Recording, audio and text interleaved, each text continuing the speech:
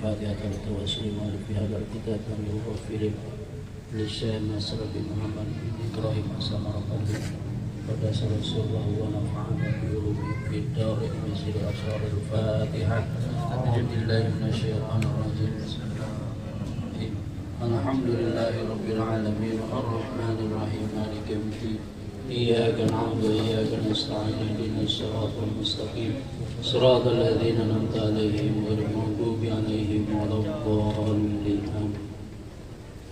بسم الله الرحمن الرحيم. اللهم صل على سيدنا محمد الفاتح لما أغلق والخاتم لما سبق الناصر الحق بالحق والهادي إلى صراطك المستقيم وعلى آله وصحبه وقدره ومقداره العظيم. قال شيخ المصنف رحمه الله تعالى وأدم النفع وببركة علوم وبكم في الدارين آمين. بسم الله الرحمن الرحيم. قال الفقيه رحمه الله تعالى فالواجب على الشيخ أن يعرف هذه الكرامة ويشكر الله ويستحيي من الله عز وجل. Berkata Syekh Faqih, semoga Allah merahmatinya, maka seyogianya wajib kepada orang yang sudah tua, syekh gitu ya. Kalau syekh itu sebetulnya bukan orang yang udah lansia aja. Kalau di pesantren itu yang dinamakan syekh itu adalah man balagha arba'ina sana. Jadi orang yang sudah nyampe usia 40 tahun itu disebut syekh. Yang namanya orang tua itu nggak harus yang umurnya lansia. Yang udah 40 itu udah termasuk syekh. Wajib untuk orang yang sudah tua itu ayya'rifa hadhil, untuk mengetahui kemuliaan orang tua. Kemarin sudah dibahas keutamaan orang yang sudah rambutnya beruban ya.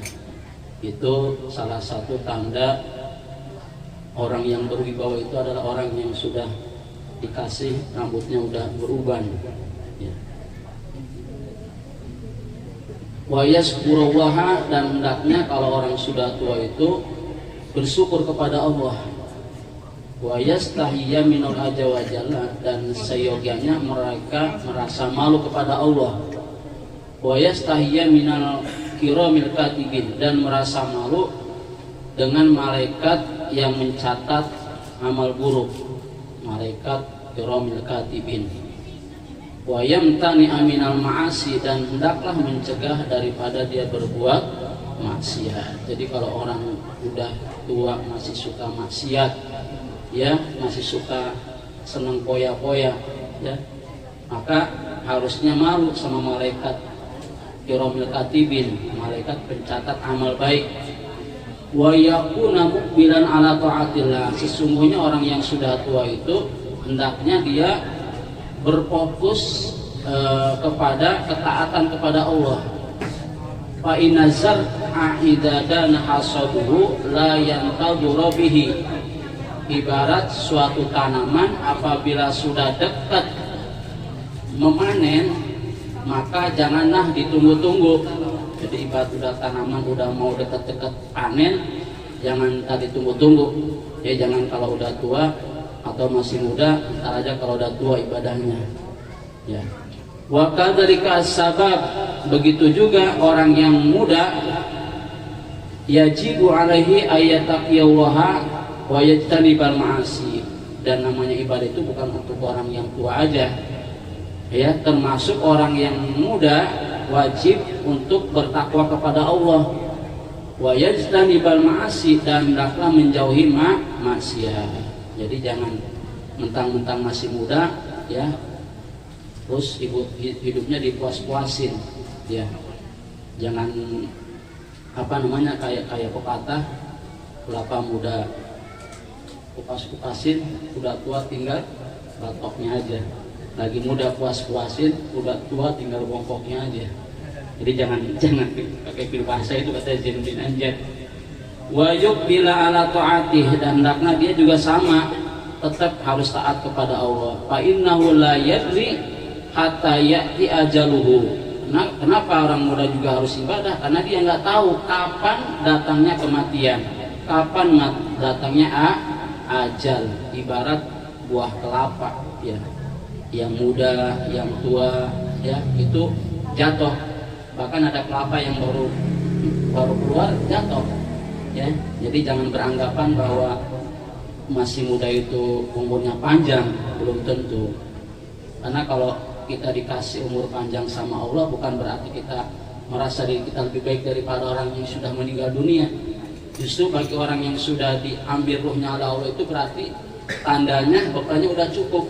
Ya almarhum almarhumah Bapak Haji Ahroni, ya husnudan billah, berarti amannya udah cukup sama Allah. Sedangkan kita nih yang kasih umur panjang itu di antara dua. Yang pertama karena bekal kita belum cukup. Yang kedua, dosa kita masih banyak, kesalahan kita masih banyak. Artinya kesempatan yang Allah berikan kepada kita, kita harus banyak bertobat. Kalau kita berbuat salah, bertobat. Kalau kita dikasih nikmat, kita harus bersyukur kepada Allah Subhanahu wa taala. Fa inna saba idza kana muqbilan ala taatillah adallallahu yaumal qiyamah tahta arsyihi. Karena orang yang muda apabila dia umurnya dipakai untuk taat kepada Allah, maka Allah akan menaungi anak muda tersebut di hari kiamat di bawah arasnya Allah Subhanahu wa taala. Kama jaa fil khabar, sebagaimana di dalam hadis Nabi, qala hadasan Abu Hasan Al-Qasim, bagaimana yang hadis dari Abu Hasan Al-Qasim bin Muhammad, hadasana Isa bin Hasnam, hadasana Suwaid an Malik bin Hubayb an Abdurrahman bin Habsin an Asim an Abi Hurairah radhiyallahu taala qala, berkata Abu Hurairah qala Rasulullah sallallahu alaihi wasallam, Rasulullah bersabda, sab'atun yudhilluhumullahu taala yauma qiyamah bi dhilli arsyihi yauma la dhilla illa dhilluh. Jadi kata Nabi, ada 7 golongan yang nanti akan mendapatkan naungan Allah Subhanahu wa taala di hari kiamat, di mana di bawah naungan arasnya Allah Subhanahu wa taala, yauma la dhilla illa dhilluh, tidak ada naungan kecuali naungannya aras Allah Subhanahu wa taala. Siapa 7 golongan yang akan mendapat naungan nanti di hari kiamat? Yang pertama adalah imamun adilun, pemimpin yang adil, pemimpin yang amanah. Jadi setiap kita adalah pemimpin, baik pemimpin keluarga, masyarakat, negara, bangsa, termasuk diri kita juga adalah pemimpin diri kita sendiri. Jadi setiap pemimpin nanti akan diminta pertanggungjawaban Allah Subhanahu wa taala. Dan pemimpin yang adil nanti dia akan mendapatkan naungan di bawah arasnya Allah Subhanahu wa taala. Wasyabun nasya'a fi ibadatillah. Yang kedua yang akan mendapatkan naungan nanti di hari kiamat adalah pemuda yang tumbuh besar di dalam ketaatan beribadah kepada Allah Subhanahu wa taala.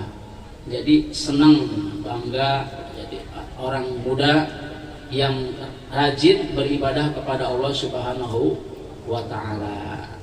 Jadi yang muda harus hormat sama yang tua harus sayang sama yang muda. Jadi juga orang yang muda itu kalau melihat orang tua, ya harus menganggap bahwa orang tua itu lebih baik daripada kita. Kenapa? Karena mereka ibadahnya lebih banyak, ya kesempatan ibadahnya lebih banyak. Begitu juga orang tua melihat anak muda, jangan merasa dirinya paling banyak ibadahnya. Dia harus menganggapan orang tua ketika melihat anak muda itu kesalahannya sedikit, dosanya sedikit.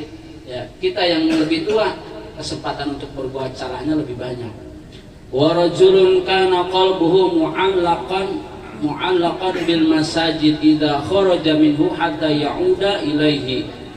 Yang ketiga, golongan yang akan mendapatkan naungan nanti di hari kiamat di bawah arasnya Subhanahu wa taala adalah seorang lelaki yang hatinya selalu bergantung kepada masjid.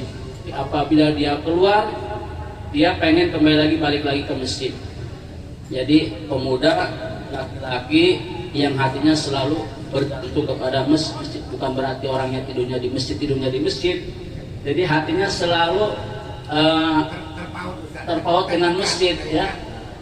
Jadi bukan fisiknya, tapi hatinya yang selalu ingin beribadah kepada Allah Subhanahu wa taala. Kemudian wa rajulun dzakarallaha ta'ala azza wa jalla khaliyan fafadat ainahu. Yang ke berapa nih? Keempat. Yang keempat. Wa rajulani tahabba billah ijtama'a alaihi wa tafarraqa alaihi. Golongan keempat yang mendapat naungan nanti di hari kiamat adalah dua orang yang saling mencintai karena Allah dan berpisah karena Allah. Jadi ini teman, circle kita itu orang yang bertemu berpisah karena Allah, ya, maka dia akan mendapatkan naungan nanti di hari kiamat. Wa rajulun dzakarallaha azza wa jalla khaliyan fafadat ainahu.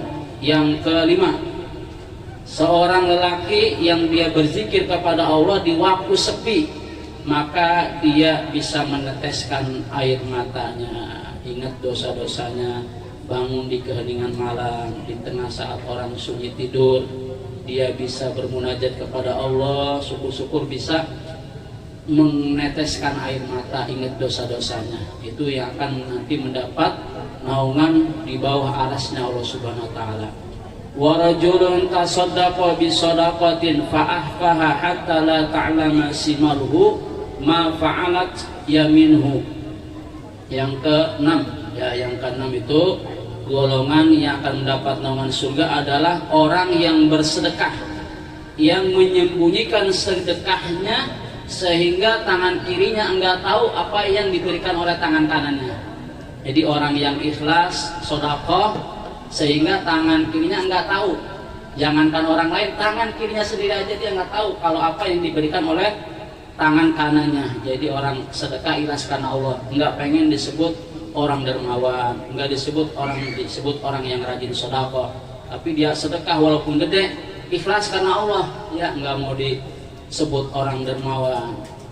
Jadi sehingga dia orang yang sedekah menyamarkan sedekahnya. Yang ketujuh, wa rajulun da'athu imra'atun dzatu hasanin wa jamalin. Ini buat anak-anak muda nih. Ya, sekarang ini pergaulannya luar biasa nih. Ya, anak muda, ya, yang masih remaja nih, kalau diajak sama cewek, ya, yang cakep, ya, yang ganteng, ya, faqalat inni akhafullah, bisa nggak jawabnya? Kalau diajak malam mingguan, ya, karena malam minggu kita di majlis, jadi kalau diajak sama cewek ini, bilangnya apa? Jangan ayo yang kita main. Jangan, tapi bilangnya inni akhafullah, saya takut sama Allah. Ya, Masya Allah, ini berat godaannya ini. Maka pahalanya besar nih. Laki anak muda yang diajak sama ceweknya, perempuan yang cakep, cantik, jelita, dia menolak. Inni akhafullah, saya takut kepada Allah Subhanahu wa taala. Wallahu Subhanahu wa taala, karena Allah Subhanahu wa taala itu Maha tahu, Maha mengetahui. Wallahu a'lam bishawab. Babul amri bil ma'ruf wan nahyi 'anil munkar. Ini udah habis bab tentang mengharapkan rahmat Allah.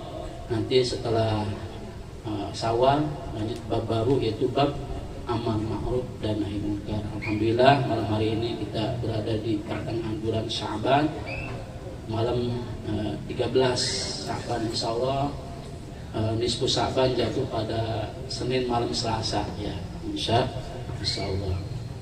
Juga yang terakhir menyampaikan untuk majelis kita tawakuf, insyaallah malam Ahad yang akan datang acara tawakuf sementara sekaligus tasakur kediaman Ibu Haji Aas, dan juga rawahan Sabtu malam Ahad tanggal 7 Februari 2026. Juga untuk besok kami mengundang Bapak Ibu acara Isra Mi'raj, tarhib dan tawakuf Baitul Tahmid, waktu maghrib berjamaah sampai dengan isya. Insya Allah akan disampaikan oleh guru kita Bapak Kiai Haji Dr. Julfa Mustafa. Kemudian dan malam Selasanya kita akan mengadakan malam Saban maghrib sampai dengan isya. Al-Fatihah. Bismillahirrahmanirrahim. Alhamdulillahirabbil alamin arrahmanir rahim maliki yaumiddin. Iyyaka na'budu wa iyyaka nasta'in ihdinas siratal mustaqim siratal ladzina an'amta 'alaihim ghairil maghdubi 'alaihim waladdallin. Rabbana taqabbal minna innaka antas samiul alim wa tub alaina innaka antat tawwabur rahim. Allahumma ihdina min indik wa afid ala min fadlik wa nusur alaina min rahmatik wa anzil alaina barakatik wa albisna libas afik. Allahumma alif baina qulubina wa asli dhata bainina wa hdina subul salam wa ahrijna minal dhulumati ila nur. Da'wahum biha subhanaka Allahumma wa tahiyyatuhum biha salam wa akhiru da'wahum alhamdulillahi rabbil alamin.